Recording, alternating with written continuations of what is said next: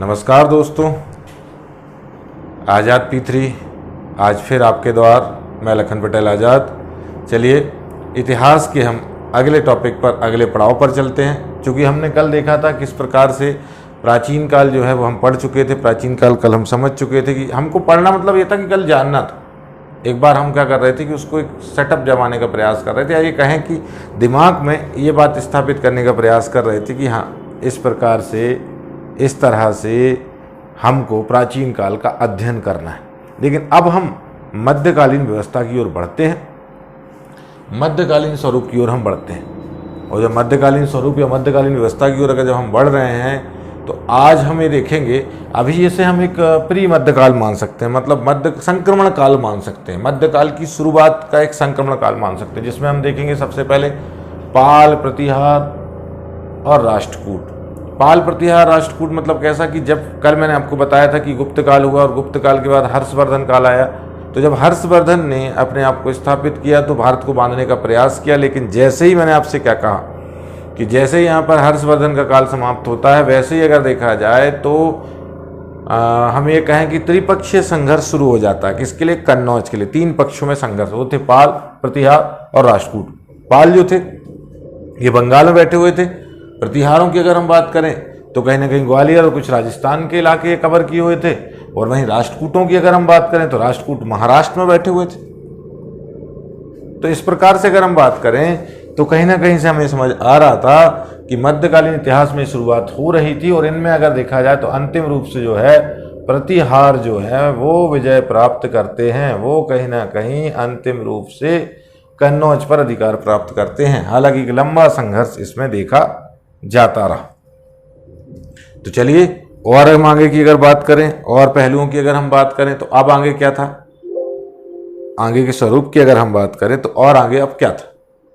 तो जैसे कि हमने कहा मध्यकाल में हमने देखा पाल वंश की अगर हमने बात कही तो भाई मध्यकालीन शुरुआत में हम पाल देख रहे हैं तो पालों की स्थापना गोपाल द्वारा की गई। गोपाल, धर्मपाल, देवपाल।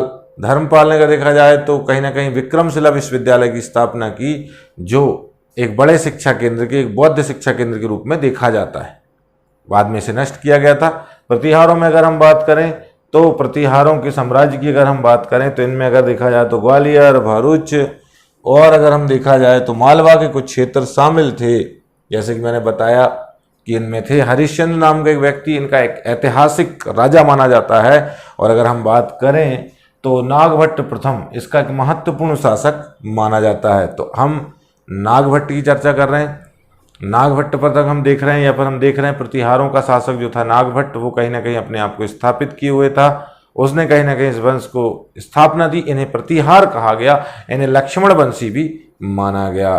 तो क्योंकि ये कहीं ना कहीं प्रतिहारी का कार्य कर रहे थे। बाकी इनकी फिर अगर इनकी बात अगर हम करेंगे कि इनकी उत्पत्ति कैसे हुई, क्या हुई, वो हम बाद में चर्चा करेंगे कि राजपूतों की उत्पत्ति का क्या हाथ बताया जाता है। आगे अगर हम देखेंगे तो नागभट्ट द्वितीय को हमने देखा, ये कहीं ना कहीं क्या है, पालों से संघर्ष करता है।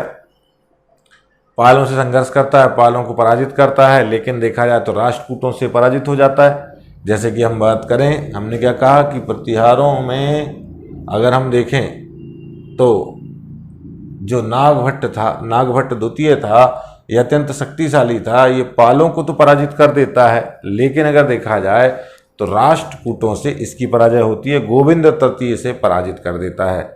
और अगर हम बात करें तो जैसे कि मेहरभोज अत्यंत शक्तिशाली शासक था। मेहरभोज की अगर हम बात करें तो ये अत्यंत शक्तिशाली शासक था। मेहरभोज की हम चर्चा करें तो इसे राजा भोज के रूप में भी जाना गया। ये धार वाला भोज नहीं, ये बात नहीं कर रहा हूँ मैं, इनके वंश की बात नहीं कर रहा हूँ, ये परमार पे नहीं जा रहा हूँ मैं, प्रतिहार वंश पे जा रहा हूँ। इसका ग्वालियर अभिलेख माना जाता है। इसका ग्वालियर अभिलेख माना जाता है। इसने लंबे समय तक कन्नौज पर अधिकार रखा, चांदी के द्रम के सिक्के चलाए, आदि बरा आदि की उपाधि भी इसने धारण की। उसके पश्चात अगर हम देखें तो राष्ट्रकूटों की कुछ हम देख लेते हैं कि राष्ट्रकूटों का क्या था। तो राष्ट्रकूटों की स्थापना जो है वो दंती दुर्ग ने की थी।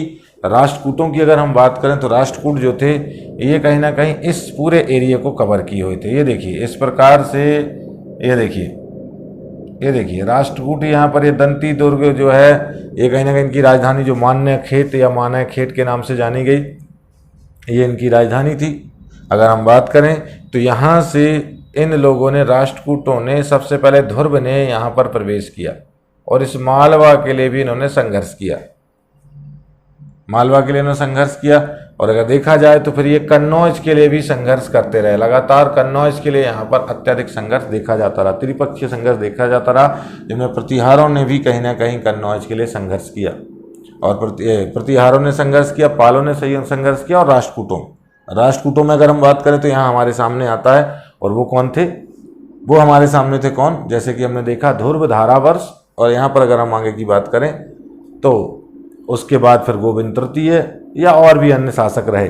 अब देखा जाए तो आपको कभी कभार आपके मन में प्रश्न आ जाता होगा और आता होगा कि भाई एलोरा जो है, अजंता एलोरा को हम एक ही रूप में ले लेते हैं, लेकिन एलोरा में जो है, जो कैलाश मंदिर है, वो कैलाश मंदिर राष्ट्रकूट शासक ने बनवाया था। राष्ट्रकूट शासक ने कैलाश मंदिर बनवाया था। अब वो मुझे जवाब आपसे चाहिए कि किस राष्ट्रकूट शासक ने बनवाया था।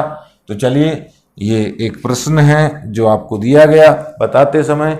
अब मैंने कहा कि यहाँ पर मैं आपको बता चुका हूँ कि भाई ये राष्ट्रकूट थे।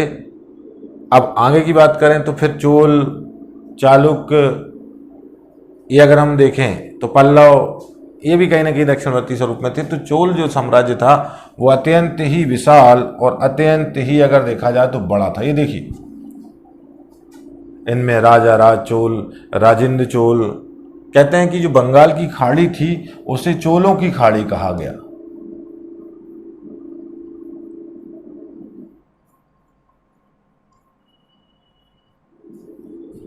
चोलों की खाड़ी इसे कहा गया, बंगाल की खाड़ी। चोल अत्यंत शक्तिशाली थे। अगर हम बात करें तो चोल अत्यंत शक्तिशाली थे। चोलों की अगर हम बात करें, जिनमें जैसे मैंने कहा राजा राज चोल,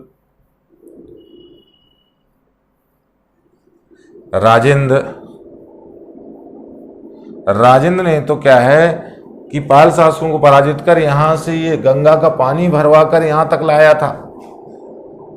आप सोचिएगा कितना शक्तिशाली थे। इन्होंने लंका को भी अपने प्रभाव में रखा था। इनकी राजधानी उन्होंने अनुराधापुरम रखी थी।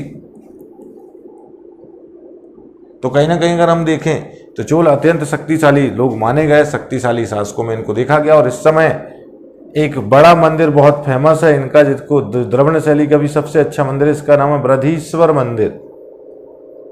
अब ये बृहदीश्वर मंदिर भी आपके लिए एक अच्छा क्वेश्चन है कि ये किसने बनवाया।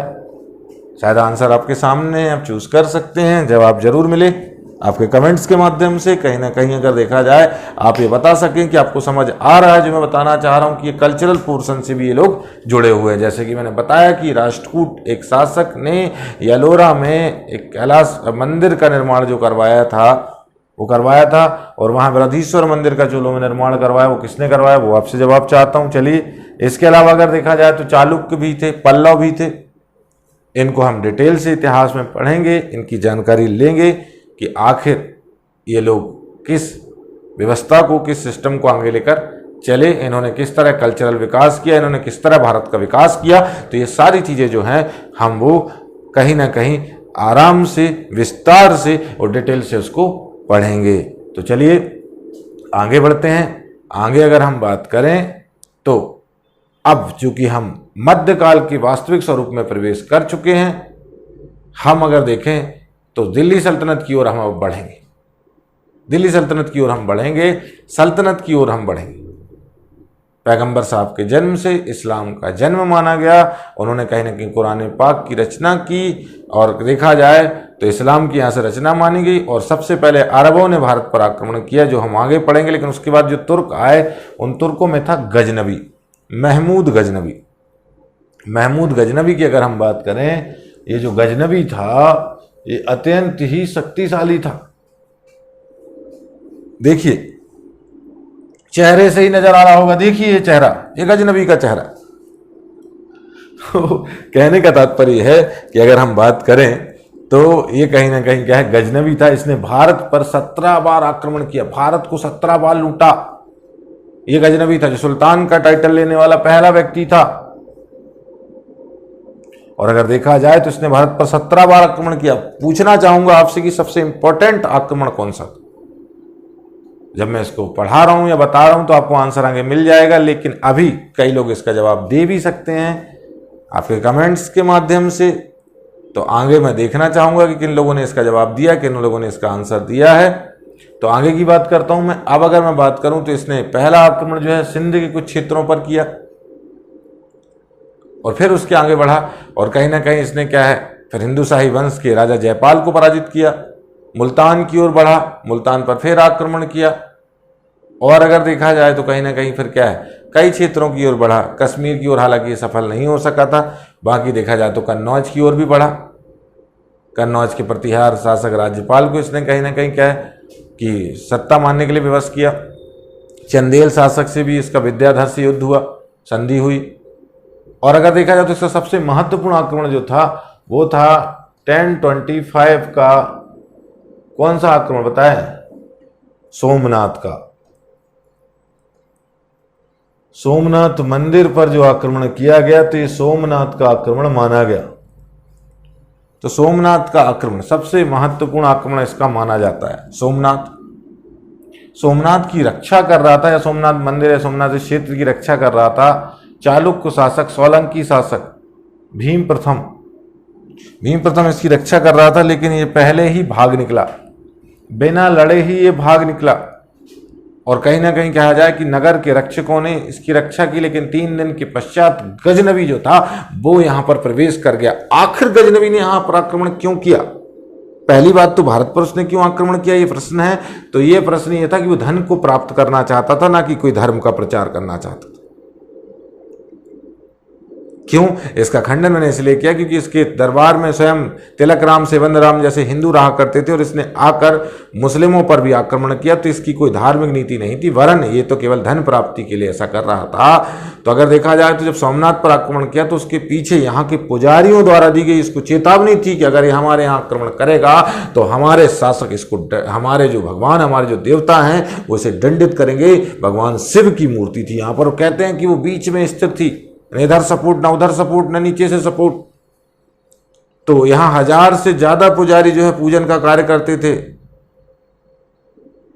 नृत्य हमेशा यहां चलता रहता था भगवान को खुश करने के लिए। कहीं ना कहीं यहां पर जो है सारे पूजन अर्चन के कार्य चलते रहते थे। और जब गजनवी इस ओर बढ़ा तो गजनवी भी भयभीत था, क्योंकि उसने ऐसी मूर्ति देखी जिस पर कोई सपोर्ट नहीं था। ऐसा ऐतिहासिक किंवदंती या कहानियों में कहा जाता है। जो भी हो, मैं आपको केवल बताने का प्रयास कर रहा हूं। तो यहां पर क्या हुआ, जब उसने एक दीवार तोड़वाई तो वो एक तरफ झुकने लगी मूर्ति, और जो दूसरी तरफ की दीवार तोड़वाई तो मूर्ति दूसरी तरफ झुक गई। तो एक शायद एक मैग्नेटिक सिस्टम था, जो अपोजिशन में देखा जाए तो हम किसी भी धातु को स्थिर कर देते हैं, ऐसे उसमें स्थिर किया हुआ था।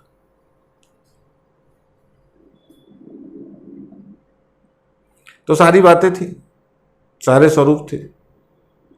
अब जो कि मैंने आपको बता दिया कि सारे स्वरूप थे, सारी बातें थी। यहाँ पर सोमनाथ मंदिर जो था वो आक्रमण भी बहुत महत्वपूर्ण था। यहाँ से कहते हैं इतना धन प्राप्त किया, इतना धन प्राप्त किया है इसने कि धन समेटा नहीं गया। इसके पास जो ऊंट थे, जितने ये ऊंट लेकर आया था, उन ऊंटों पर भी कहते हैं धन नहीं ले जाया गया इसके बाद। इतना धन था, उन ऊंटों पर भी धन नहीं समा रहा था, इतना धन था। सोचिएगा,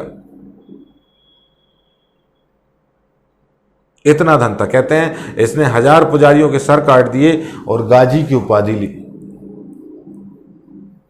और जब इसे पुजारियों ने उस समय जब रोका था कि ये मूर्ति ना तोड़े, तब भी इसने मूर्ति तोड़ी और इसने बुद्ध सिकन की उपाधि ली। बुद्ध सिकन, मूर्ति भंजक, मूर्ति को तोड़ने वाला, बुद्ध सिकन।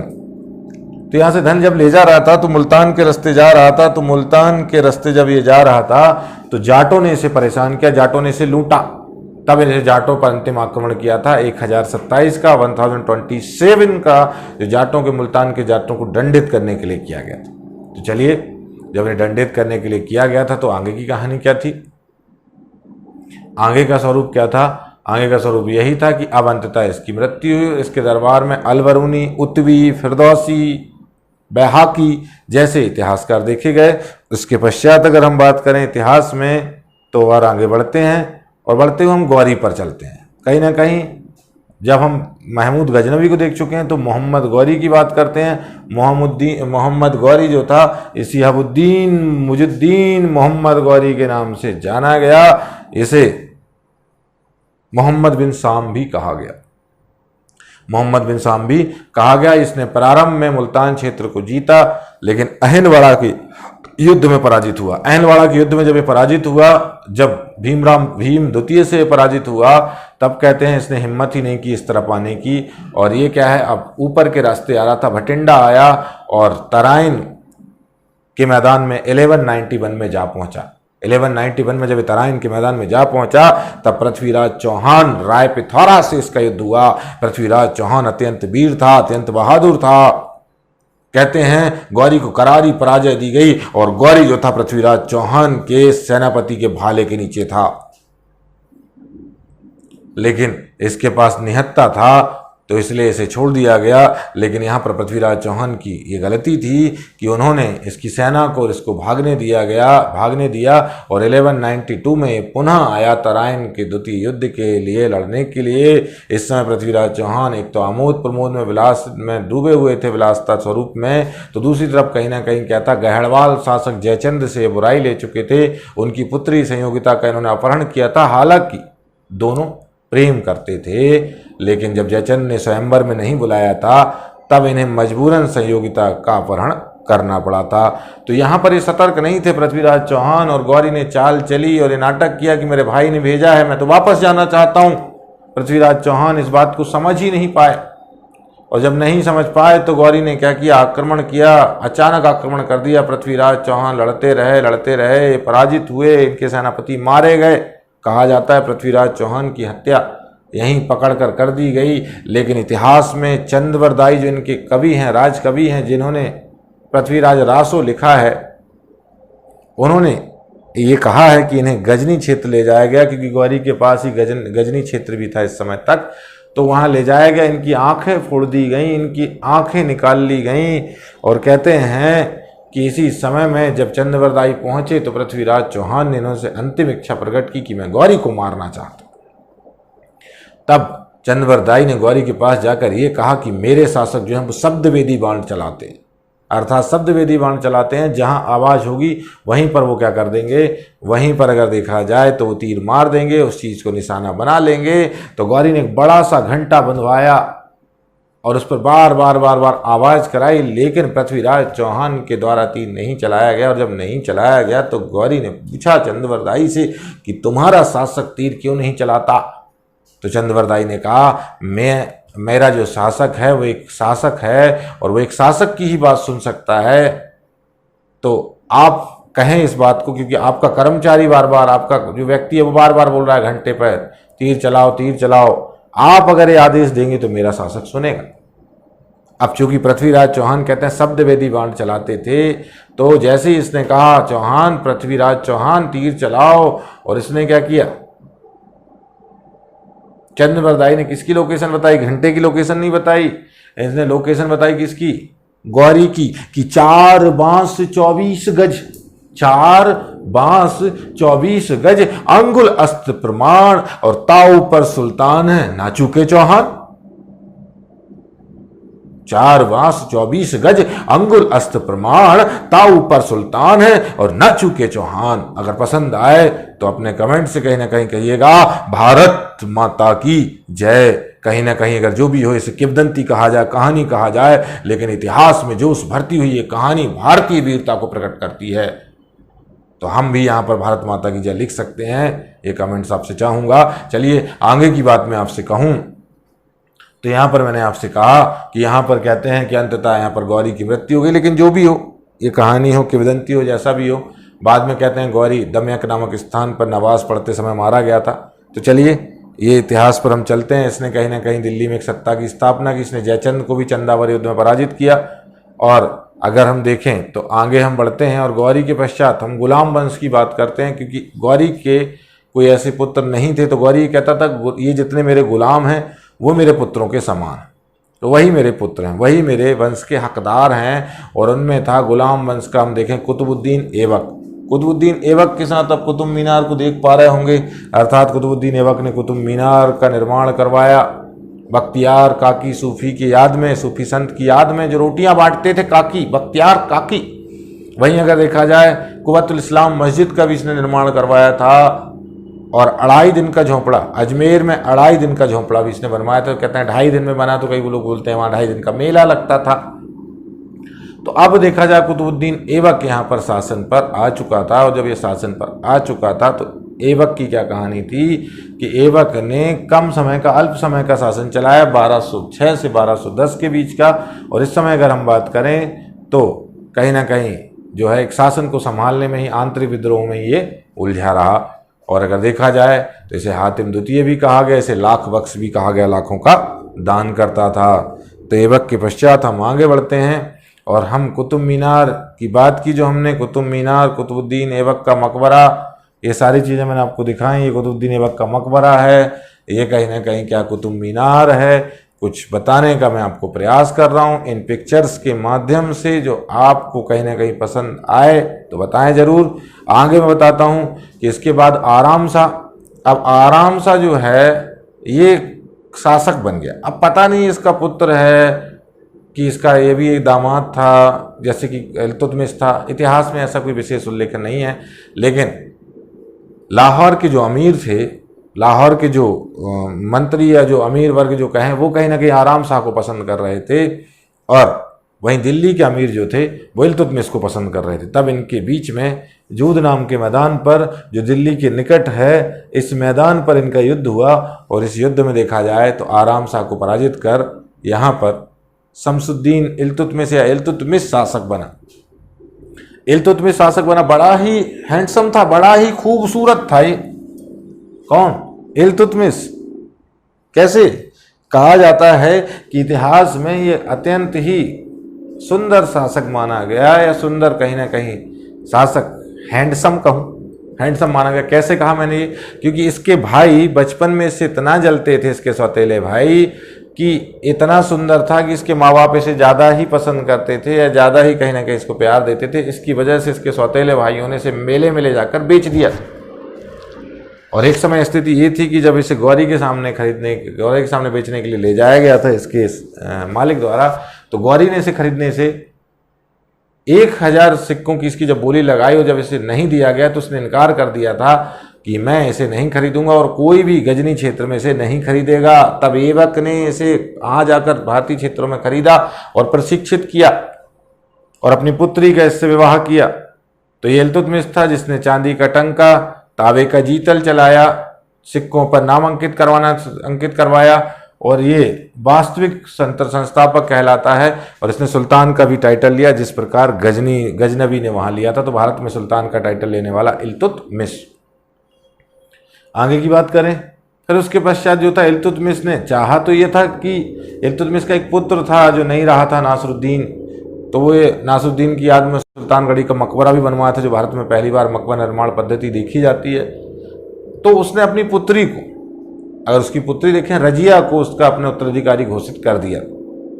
लेकिन जो इल्तुतमिश की एक पत्नी थी शाह तुर्कान, उसने षड्यंत्र किया और रजिया को शासिका नहीं बनने दिया, और अपने पुत्र रुकनुद्दीन फिरोज शाह, ये क्वेश्चन पूछा जाता है कि इल्तुतमिश और रजिया के बीच में शासक कौन बना, तो वो था रुकनुद्दीन फिरोज शाह। रुकनुद्दीन फिरोज शाह शासक बना।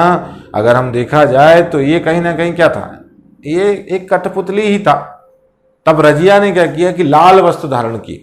जैसे कि इल्तुतमिश को न्याय की बड़ी शौक थी, बड़ा ही रुचि रखता था, अपने घर के बाहर जंजीर बंधवाता था, जैसे कि जहांगीर भी बंधवाएगा, कोई भी न्याय की मांग कभी भी कर सकता था। तो लाल वस्त्र पहनकर इसने न्याय की मांग की, और एक मस्जिद के सामने खड़ी हुई, दिल्ली की मस्जिद के सामने शुक्रवार के दिन खड़ी हुई, क्योंकि शुक्रवार के दिन जुम्मे की नमाज होती है, ज़्यादा से ज़्यादा लोग एक मस्जिद में इकट्ठे होते हैं। और जब लाल वस्त्र पहनकर इसने न्याय की मांग की कि मेरे पिता ने मुझे शासक बनाने के लिए कहा था, ये रुकनुद्दीन फिरोज शाह मेरा सौतेला भाई, ये क्या है, जबरदस्ती मेरी सत्ता को हड़प गया। तब पहली बार यहाँ की जनता ने इंटरफेयर किया और रुकनुद्दीन फिरोज शाह को शासन से हटा दिया गया। और फिर रजिया सुल्तान आई, रजिया सुल्तान, जो भारत की प्रथम महिला शासिका, अंतिम महिला शासिका, मुस्लिम महिला शासिका दिल्ली सल्तनत पर बैठी।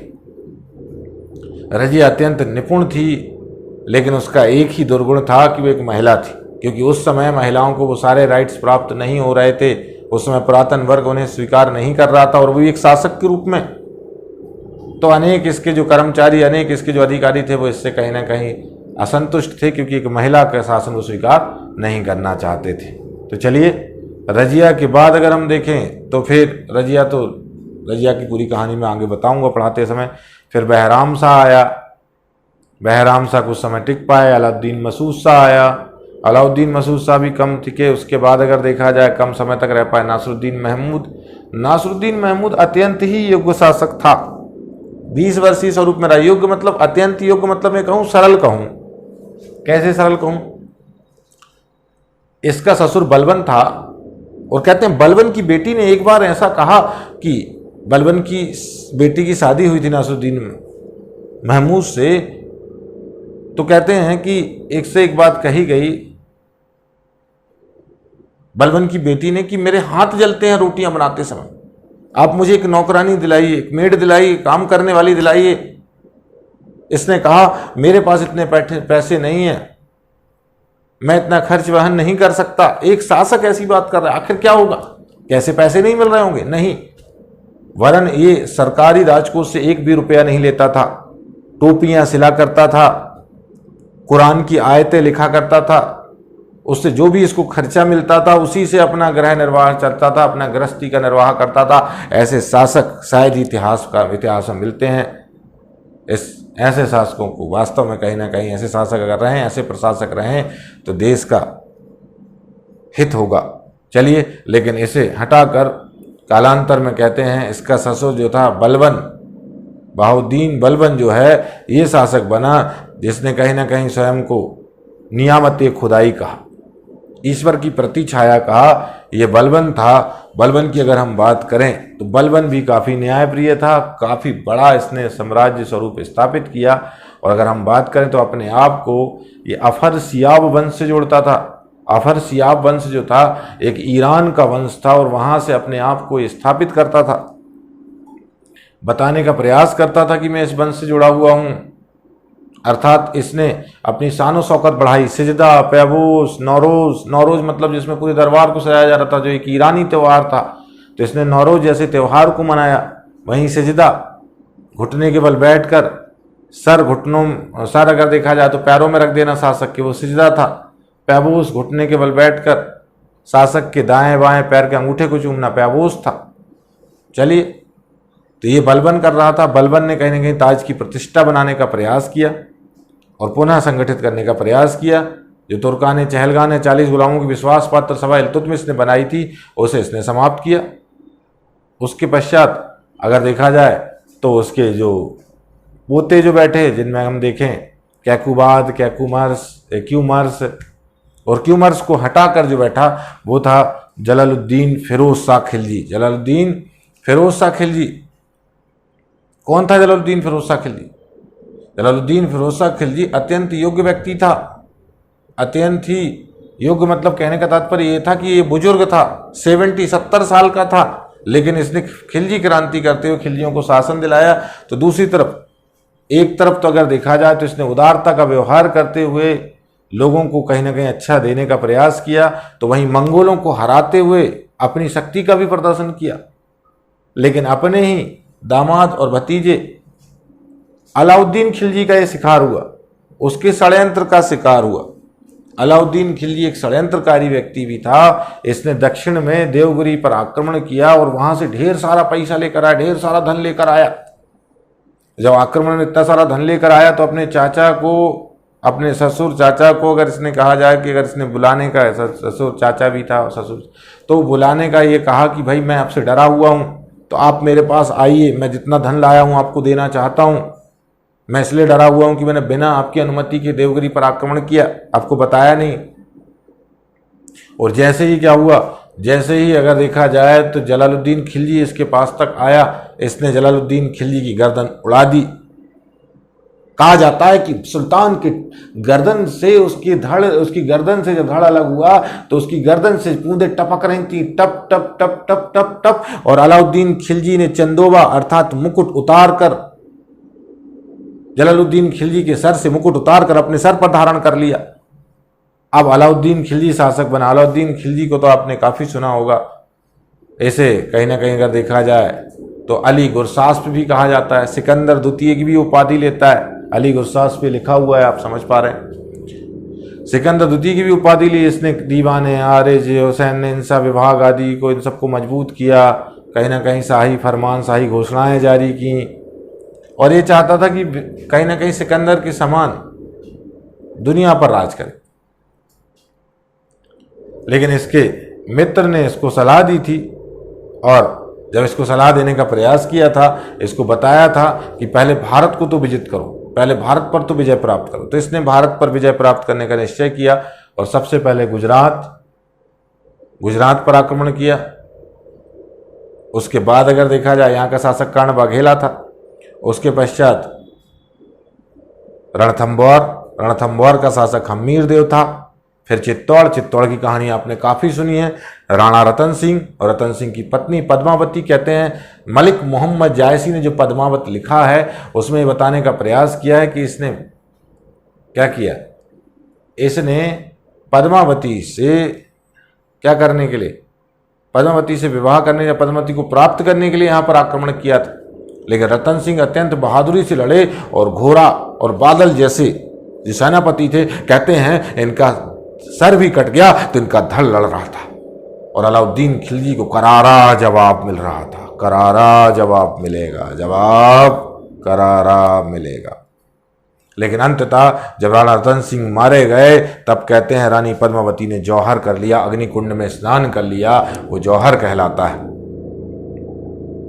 तो ये कहानी है।